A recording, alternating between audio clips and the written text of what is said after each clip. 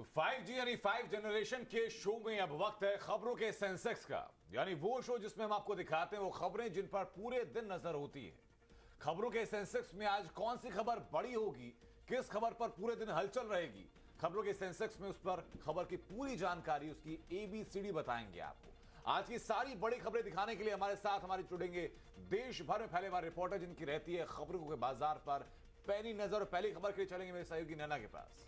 जी बिल्कुल। और सबसे पहले अगर मैं बात करूं, वैसे हम अपने इस पूरे बुलेटिन में चाहे बात स्टूडेंट्स की हो या फिर या बिजनेसमैन की हो, सभी की खबरें बताएंगे। लेकिन बताते चले हमारे साथ में जो तमाम रिपोर्टर्स हैं वो आपको बताएंगे आज खबरों का सेंसेक्स। सबसे पहले दिल्ली का रुख कर लेते हैं। प्रेरित कुमार इस समय हमारे साथ में है। प्रेरित, आज कौन सी खबर सेंसेक्स में हाई रहने वाली है?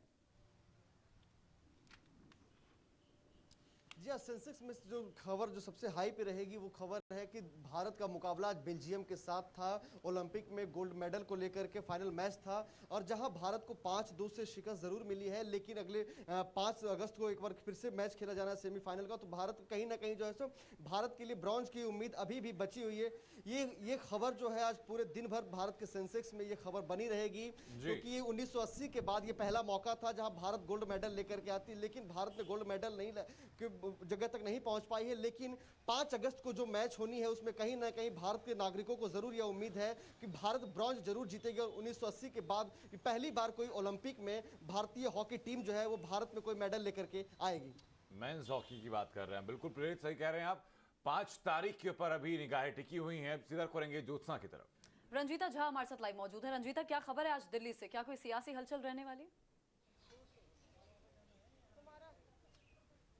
ज्योत्सना, देखिए खबरों के सेंसेक्स की बात कर रहे हैं हम, और आज की पॉलिटिकल खबर की अगर बात की जाए तो सबसे बड़ी खबर आज राहुल गांधी ने जो 16 विपक्षी पार्टियों को आज नाश्ते पर बुलाया है, ये खबर अपने आप में काफ़ी बड़ी होने वाली है। क्योंकि अमूमन ये देखा गया है कि जब संसद सत्र हर साल सोनिया गांधी, क्योंकि वो अंतरिम अध्यक्ष है, उनके द्वारा दिया जाता था, लेकिन इस बार इस पूरे हम कह सकते हैं कि इस चीज़ को वृहद किया गया है। न सिर्फ कांग्रेस के सांसद बल्कि जो लाइक माइंडेड विपक्षी पार्टियां हैं उन सबको इसमें बुलाया गया है। कॉन्स्टिट्यूशन क्लब में ये नाश्ता रखा गया है।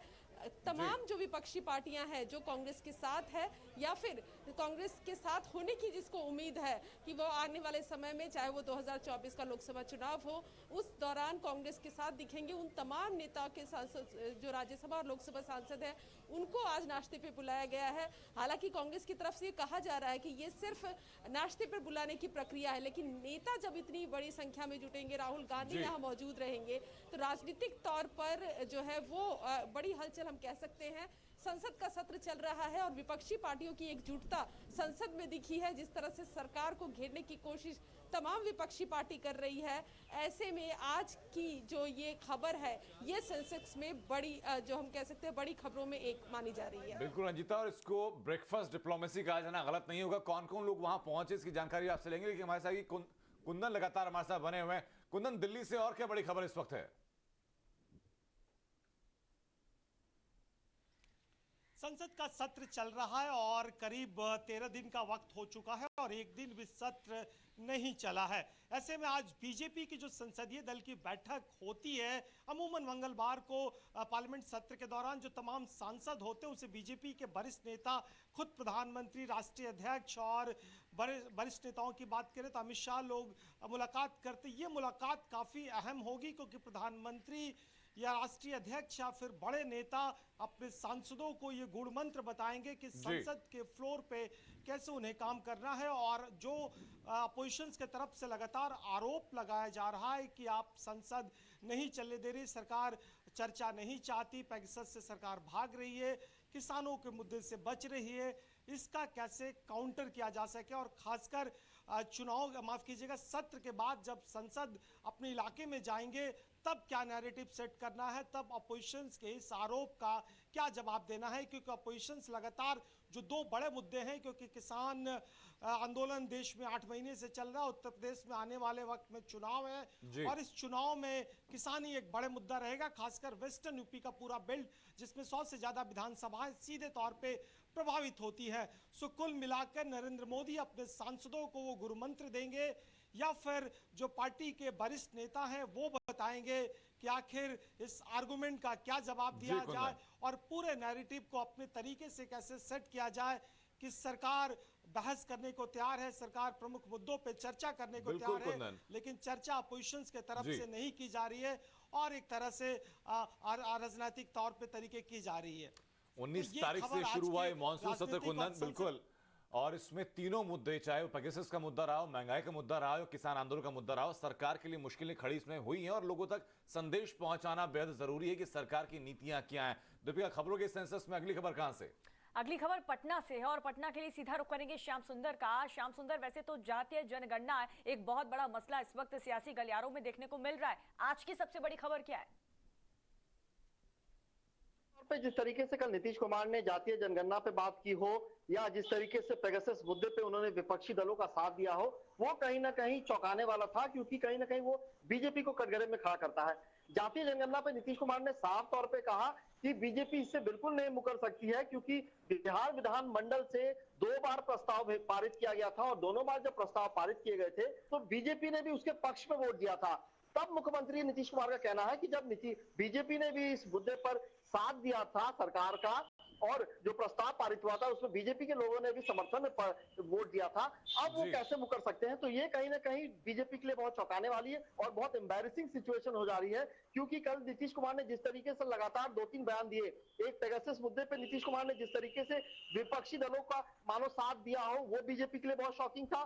दूसरा, कास्ट सेंसस पे जिस तरीके से जेडीयू के नेताओं ने दिल्ली में गृह मंत्री अमित शाह से मुलाकात की, वो कहीं ना कहीं दोनों के संबंधों के बीच में थोड़ी दरार पैदा कर रही है, क्योंकि हमने देखा था किस तरीके से बीजेपी के जो यहाँ मंत्री हैं पंचायती राज सम्राट चौधरी, उन्होंने नीतीश कुमार पे हमला बोला, उसका रिबटल किया उपेंद्र कुशवाहा जो जेडीयू में अभी शामिल हुए हैं और संसदीय दल के चेयरमैन है, उन्होंने नीतीश कुमार को पीएम मटेरियल तक बता दिया। तो कहीं ना कहीं खींचतान चल रही है और ये कहीं ना कहीं विपक्षी दलों को, खासतौर पर आरजेडी और कांग्रेस को बिहार में कहीं ना कहीं एक मौका दे रही है, चांस मिल रहा है नीतीश कुमार पर हमला करने के लिए और उन्हें कॉर्नर करने के लिए। कुंदन, में खास बात यह भी है कि जातीय जनगणना को लेकर के राजीव, इसमें तेजस्वी का भी साथ मिल चुका, नीतीश कुमार को भी साथ में खड़े हैं, इक्वेशन अलग है वहां पर। अगली खबर कहां से? अगली खबर भी दिल्ली से ही और इसके लिए रविकांत का रुख करते हैं। रविकांत, दिल्ली से तो आज बहुत सारी खबरें हैं, ब्रेकफास्ट डिप्लोमेसी, इसके साथ साथ भारतीय हॉकी टीम का जो प्रदर्शन रहा है उसकी चर्चाएं हो रही हैं। आपके पास कौन सी बड़ी खबर है आज के लिए?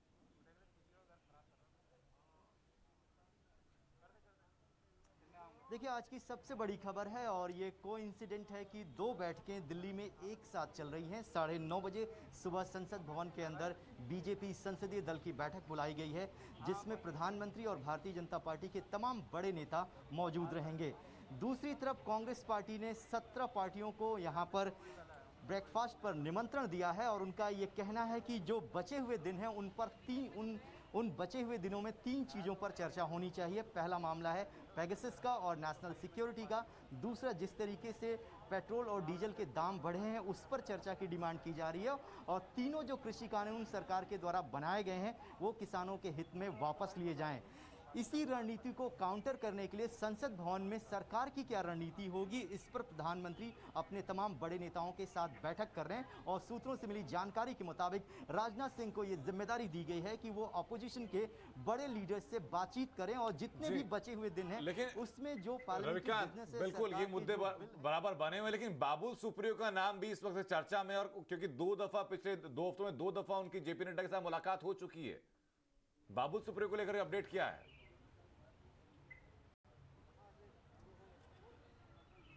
देखिए, बाबुल सुप्रियो को लेकर अपडेट ये है कि कल देर रात उन्होंने भारतीय जनता पार्टी के राष्ट्रीय अध्यक्ष जेपी नड्डा से मुलाकात की थी और मुलाकात के बाद ये कहा कि वो एक्टिव पॉलिटिक्स में नहीं रहेंगे, यानी भारतीय जनता पार्टी के किसी कार्यक्रम में वो हिस्सा नहीं लेंगे, किसी दूसरी पॉलिटिकल पार्टी को ज्वाइन नहीं करेंगे, लेकिन वो मेंबर ऑफ पार्लियामेंट बने रहेंगे क्योंकि उनको जनता ने चुना है। अब बड़ा सवाल ये है कि अगर वो सांसद की भूमिका में रहते हैं तो एक्टिव पॉलिटिक्स में क्यों नहीं रहेंगे?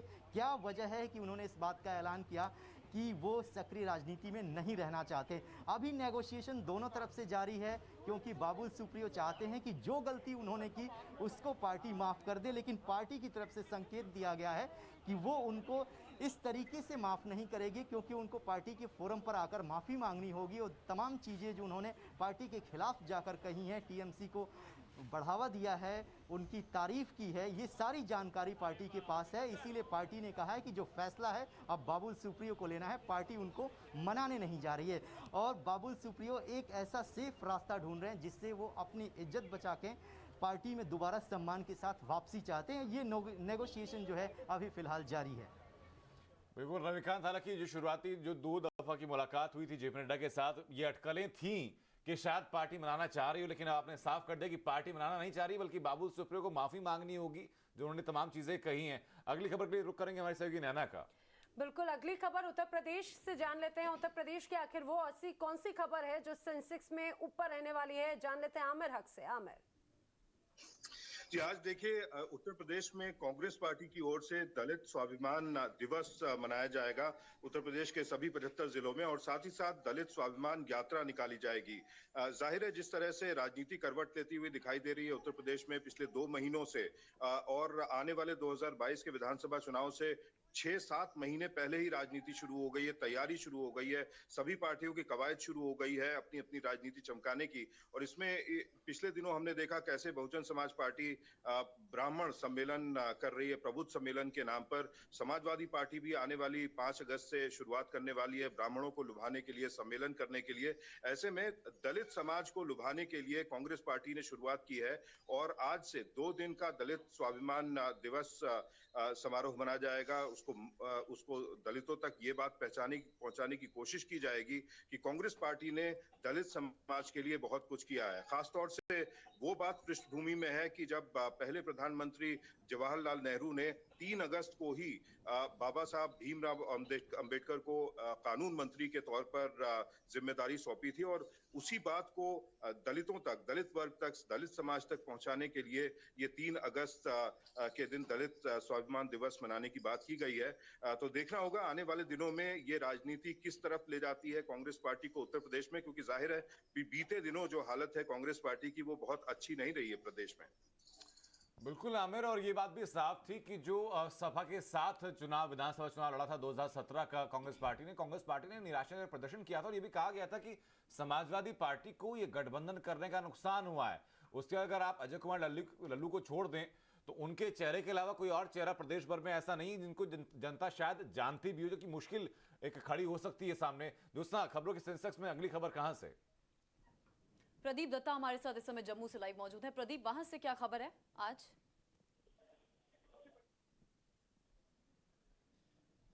देखिए, सबसे बड़ी खबर है कि ड्रोन की गतिविधियां लगातार बढ़ती जा रही हैं। जम्मू कश्मीर में एक बार फिर से सांबा के इलाके में ड्रोन नजर आया। कल देर रात कृपालपुर, नड और रामगढ़ के एरिया में ड्रोन दिखाई दिया गया। इसकी वजह से यहाँ पे सुरक्षाकर्मी काफ़ी सतर्क है। वजह यह है कि काफ़ी डेस्परेशन है पाकिस्तान साइड में, क्योंकि जब से उन्हें आर्टिकल 370 अब्रोगेट हुआ है, उनकी कोशिश ये रही है कि किसी तरीके से यहाँ पे गड़बड़ी फैलाई जाए, क्योंकि 2 दिन के बाद दफ़ा 370 हटने की दूसरी सालगिरह आने वाली है, और उस एनिवर्सरी के मौके पर वो कुछ ना कुछ कार्रवाई करना चाहते हैं। जब ड्रोन देखा जाए, इसका मतलब ये कि आर्म्स एंड एम्युनिशन ड्रॉप करने की उनकी पूरी कोशिश है।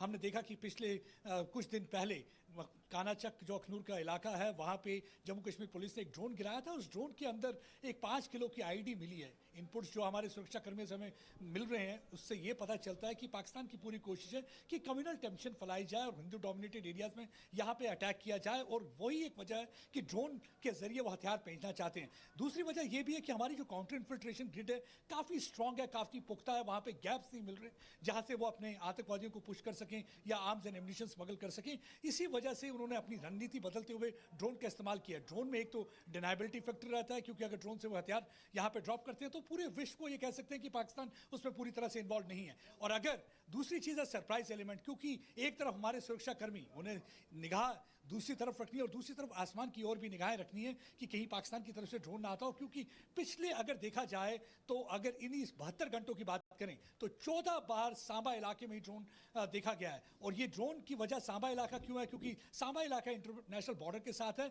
और दूसरी तरफ काफ़ी लॉन्च पैड्स हैं, जैसे बड़ा मसरूर खान, जहाँ पे अभी जो रिपोर्ट्स मिल रही है वहाँ पे लश्कर और जैश ए मोहम्मद के आतंकवादी बैठे हुए हैं। लश्कर और जैश ए मोहम्मद के जो आतंकवादी हैं पाकिस्तान आर्मी और रेंजर्स की मदद की वजह से यहाँ पे ड्रोन भेज रहे हैं। ताकि उन्हें हथियार बरामद किया जाए। अगर आईडी मिलती है तो मींस जम्मू में अटैक करने की कोशिश है, और अगर आर्म्स एंड एम्यूनिशन भेज रहे हैं तो उसका मतलब वो आर्म्स एंड एम्यूनिशन जो आतंकवादी कश्मीर में बैठे हैं, जो उनके संगठन है, जो उनके कार्यकर्ता है, उनको मिल जाए ताकि वो वहां पे और ये बार-बार लगातार जो नापाक कोशिश पाकिस्तान कर रहा है, ये दरअसल नापाक कोशिश 370 हटने के बाद पाकिस्तान की बौखलाहट है। प्रदीप,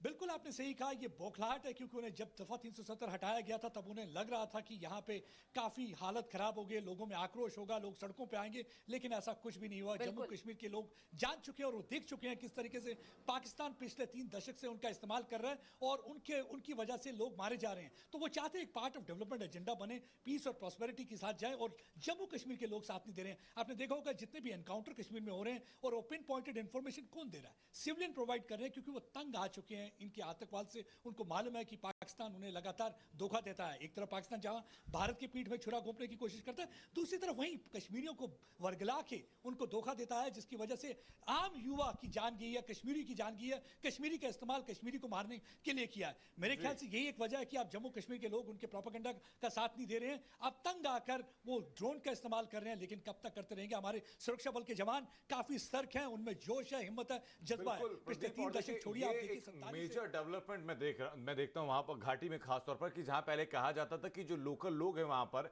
इंटेलिजेंस में सबसे बड़ी बाधा किसी वक्त पर वही हुआ करते थे, और अब वही लोग इंटेलिजेंस का सबसे मजबूत आधार बन चुके हैं। ये मेजर डेवलपमेंट है वहां पर, अगर सरकार की उपलब्धि की बात की जाए। बहुत शुक्रिया आपका प्रदीप, लेकिन वापस लौटेंगे आपके पास। हमारे सहयोगी अमित राजपूत हमारे साथ बने हुए इस वक्त अहमदाबाद से। अमित, अहमदाबाद से क्या खबर है आपके पास?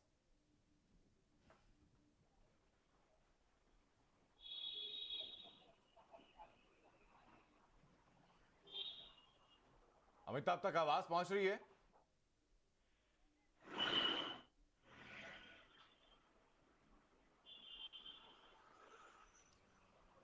जी, जिस तरह से मैं बात करूं गुजरात की, तो गुजरात के अंदर जिस तरह से राजनीतिक सरगर्मी जो है वो धीरे धीरे यहां भी गर्म हो रही है। आज गुजरात के अंदर गुजरात सरकार द्वारा अन्न उत्सव दिवस की जो सेलिब्रेशन है, अन्न उत्सव पूरे गुजरात में मनाया जाने वाला है, और दूसरी तरफ सामने कांग्रेस पार्टी की तरफ से अन्न अधिकार दिवस मनाने की बात जो है इसके खिलाफ आयोजित की गई है। खासकर ये बात है जो मुख्यमंत्री विजय रूपाणी सरकार के 5 साल पूरे हो रहे हैं, उसके उपलक्ष्य में पूरे गुजरात में आज ये आयोजन है। और प्रधानमंत्री अन्न ग्रामीण नागरिक योजना के तहत तकरीबन 72 लाख गरीबी रेखा से नीचे जीने वाले लोगों को आज मुफ्त में 15 किलो अनाज की राशन किट दी जाने वाली है। और इस किट को देने के लिए प्रधानमंत्री वर्चुअली वीडियो कॉन्फ्रेंस के माध्यम से जुड़ने वाले हैं, और 5 ऐसे जो इस योजना का लाभ लेने वाले लोग हैं उनसे प्रधानमंत्री वर्चुअली बात भी करने वाले हैं। तो ये एक बात है, और ये जो सेलिब्रेशन है ये पूरे गुजरात में होने वाला है। तमाम गरीब लोगों को इस तरह का मुफ्त अनाज राज्य सरकार ने कोरोना काल में भी दिया था, और अभी ये योजना जो है प्रधानमंत्री ने जब से इस विषय पे विशेष ध्यान दिया तब से ये योजना फिर से आगे बढ़ी। और लेकिन इस योजना को लेकर के अमित, राजनीतिक प्रतिक्रियाएं क्या हैं कांग्रेस की तरफ से या आम आदमी पार्टी की तरफ से?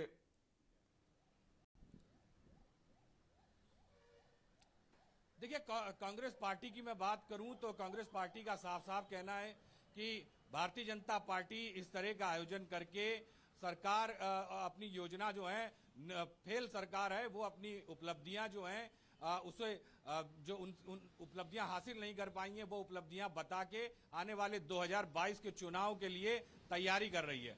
दूसरी तरफ आम आदमी पार्टी भी इस मामले को लेकर भारतीय जनता पार्टी और राज्य सरकार की तरफ से जो आयोजन किया गया है उन्होंने इसे निशाने पे लिया है। उनका ये कहना है कि सामान्य व्यक्ति को अनाज नहीं मिल रहा है। कोरोना काल के अंदर जिस तरह से लोगों को आज तक परेशानी का सामना करना पड़ा है, तो ये इस तरह की जो योजना है, इस तरह की जो आज घोषणा की गई है राज्य सरकार की तरफ से, ये एक प्रोपेगेंडा है। लेकिन जो ग्राउंड जीरो की मैं बात करूं तो वास्तविकता ये है, जब लॉकडाउन चल रहा था, पहला लॉकडाउन था या दूसरा लॉकडाउन, दूसरी लहर आई, राज्य सरकार ने गरीब लोगों को अन्न जो है वो प्रधानमंत्री अन्न गरीब नागरिक कल्याण योजना के तहत पहुंचाया है। और ये आज इस योजना यानी ये राज्य सरकार की योजनाएं हैं जिसको और आगे वृहद रूप दिया जा रहा है। बिल्कुल हमारे साथ दीपिका लगातार बनी है। दीपिका, अगली खबर कहां से बताएंगे खबरों के सेंसेक्स में आप? अगली खबर के लिए सीधा मुंबई का रुख कर लेते हैं। शिवानी मिश्रा हमारे साथ जुड़ चुकी हैं। शिवानी, मुंबई से आज की सबसे बड़ी खबर। फिलहाल देखिए, मुंबई में काफी लंबे वक्त के बाद अब लोगों का इंतजार खत्म हुआ है। जहां जो लॉकडाउन के कर्व्स लगे थे, जो नियम कानून थे, उसमें थोड़ी सी राहत मिलेगी, जिससे कि आम आदमी साथ ही साथ व्यापारी वर्ग को काफी बड़ी राहत मिलेगी। बता दें कि 36 में से 22 जिलों में महाराष्ट्र के ये राहत दी गई है। हालांकि मुंबई की अगर खास करके बात की जाए तो मुंबई से सटे जो इलाके हैं जैसे पालघर और थाने, वहां पर अभी भी जो डिपार्टमेंट्स हैं, क्योंकि बाढ़ की स्थिति लगातार बनी है, हाई टाइड की स्थिति लगातार बनी रहती है, इसलिए थोड़ी सी छूट कम होगी। लेकिन कहीं ना कहीं रात के 10 बजे तक दुकानें खुली होंगी, शॉपिंग मॉल्स और थिएटर्स भी ओपन रहेंगे। बात अगर की जाए रेस्टोरेंट्स और होटल्स बार्स की, तो वो अभी भी 4 बजे तक खुले रहेंगे। लेकिन फिर भी अगर दुकानें रात के 10 बजे तक चलेंगी तो कहीं ना कहीं मुंबई की रफ्तार लौटते हुए जरूर नजर आएगी। हालांकि अभी भी लोगों को उम्मीद थी कि लोकल ट्रेन के अंदर जाने की उन्हें अनुमति दी जाएगी, लेकिन लोकल ट्रेन पर अभी तक किसी भी तरीके का गौर नहीं दिया गया है।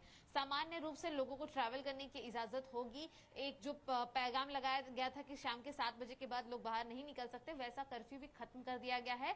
शनिवार के दिन भी जो पूरी तरह से ठप्प रहती थी सारी दुकानें और बाजार, वो भी अभी दोपहर के 3 बजे तक खुले रह पाएंगे। बात अगर रविवार की जाए तो वीकेंड्स पर काफी ज्यादा पब्लिक प्लेसेस पर भीड़ होती है, जिसके चलते रविवार को अभी भी कर्फ्यू लगातार बना रहेगा। लेकिन सुचारू रूप से हफ्ते के बाकी जो दिन हैं उसमें सभी लोगों को राहत होगी। दुकानें, shopping malls, theatres, parks, garden, ये सभी ओपन रहेंगे, जिम खाना वगैरह, जिससे कि और अब देख जो रहे हैं लोग कि जो नई गाइडलाइंस जारी हुई हैं उसमें कई राहत तो लोगों को मिली है, लेकिन कई बंदिशें अभी भी बरकरार हैं। अनंत, बिल्कुल। और राजीव, अगली खबरों के सेंसस में कहां से होगी? बिल्कुल, दिल्ली का एक बार फिर से रुख करते हैं। पुलकित नागत हमारे साथ, हमारे संवाददाता दिल्ली से जुड़े हैं। पुलकित, दिल्ली से आज बहुत सारी खबरें, लेकिन आपके हिसाब से सबसे बड़ी खबर दिल्ली में आज कौन सी रहने वाली? देखिए, 2 बड़ी खबरें दिल्ली में रहेंगी। पहली आम लोगों से जुड़ी हुई है, दूसरी वीआईपी से जुड़ी हुई है। आम लोगों से जो खबर जुड़ी हुई है वो स्कूलों को लेकर है कि स्कूल कब से खुलने वाले हैं। दरअसल दिल्ली सरकार ने लोगों से सुझाव मांगे थे, जिसमें 35,000 के करीब सुझाव दिल्ली सरकार को मिले हैं।